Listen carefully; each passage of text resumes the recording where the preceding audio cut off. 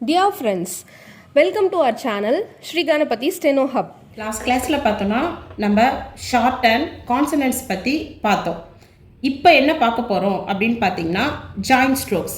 Joint ஸ்ட்ரோக்ஸ்னால் என்ன அப்படின்னு பார்த்தீங்கன்னா ஒரு வேர்டை ஃபார்ம் பண்ணுறதுக்கு 2-3 ஸ்ட்ரோக்ஸை சேர்த்து எழுதணும். அதை எப்படி எழுதுறது, என்னென்ன ரூல்ஸ் ஃபாலோ பண்ணி எழுதணும் அப்படின்றத நம்ம இந்த கிளாஸில் பார்க்கலாம்.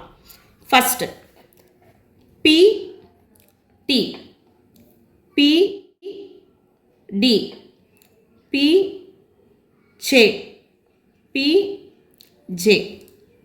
இப்போ நம்ம என்ன எழுதுகிறோம் அப்படின்னு பார்த்தீங்கன்னா P D, P D, P D, P J, P J. இப்படி எழுதும்பொழுது நம்ம 3 ரூல்ஸ் ஃபாலோ பண்ணணும். என்னென்னு பார்த்தீங்கன்னா first strokes length.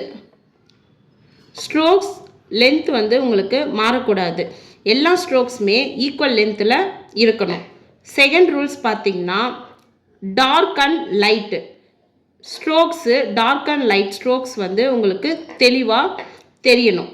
Third rules 2 ஸ்ட்ரோக்கை join பண்ணி நம்ம ரைட் பண்ணும்போது ஃபஸ்ட்டு ஸ்ட்ரோக்குடைய எண்டும் செகண்ட் ஸ்ட்ரோக்குடைய ஃபஸ்ட்டும் கை வந்து நம்ம எடுக்கக்கூடாது.